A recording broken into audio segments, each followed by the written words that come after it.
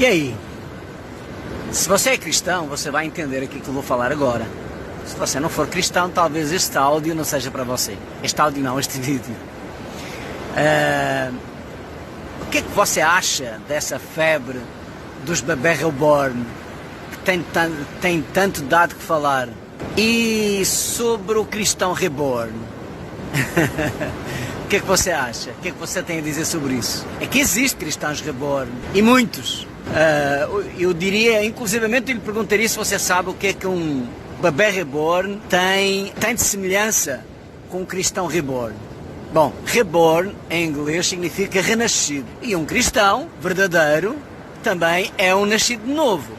Quer dizer que são duas palavras diferentes para dizer a mesma coisa. Mas a verdade é que Jesus nos aconselha a julgar a árvore pelos frutos que ela dá. Então, nós temos que julgar não quem é ou quem não é um cristão verdadeiro, que só o Senhor sabe quem é dele, mas analisar os frutos daquele professo cristão. E eu, na minha profissão, enquanto consultor de seguros, eu me pergunto, se uma pessoa que se diz cristão tem carro, mas não tem seguro, se este é um fruto de ser cristão, ou se esse é um bom fruto de ser cristão.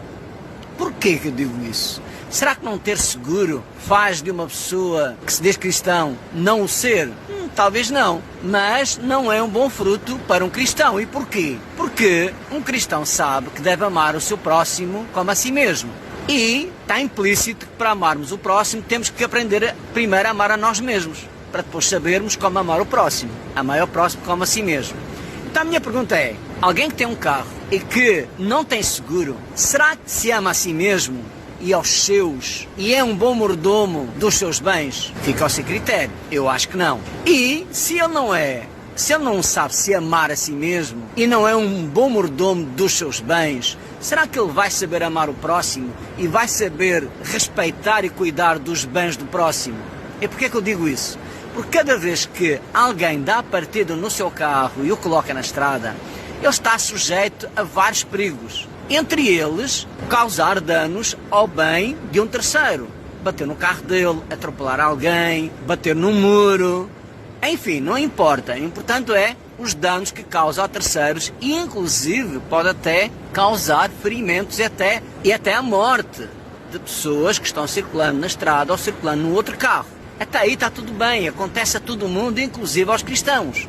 A questão é, se isso acontecer com você, se você for o culpado, se você não tiver seguro, será que você vai ter capacidade financeira para indenizar ao seu próximo, que é o terceiro, os danos causados? Será que você vai ter capacidade financeira também para restaurar ou reparar o seu carro com os danos desse acidente? Então, se você não tem, pense comigo, será a responsabilidade cristã alguém que se diz ser um cristão verdadeiro, que tem carro e não tem seguro, num país onde se roubam diariamente médias de 1000 carros por dia, num país que é o terceiro da lista negra da sinistralidade rodoviária a nível mundial, só atrás da China e da Índia.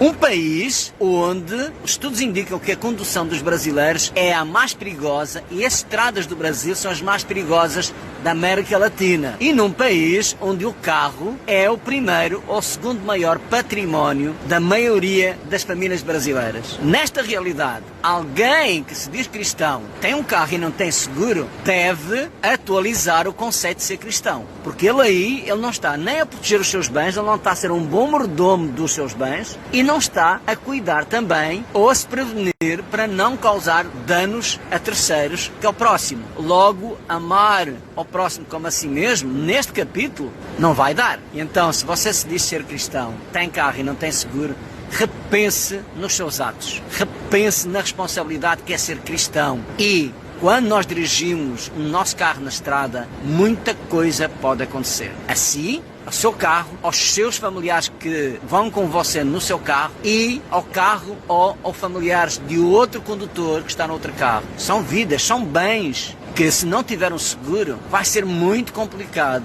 para você restituir, para você reparar aquilo que causou. Então pense nisso e fique com Deus.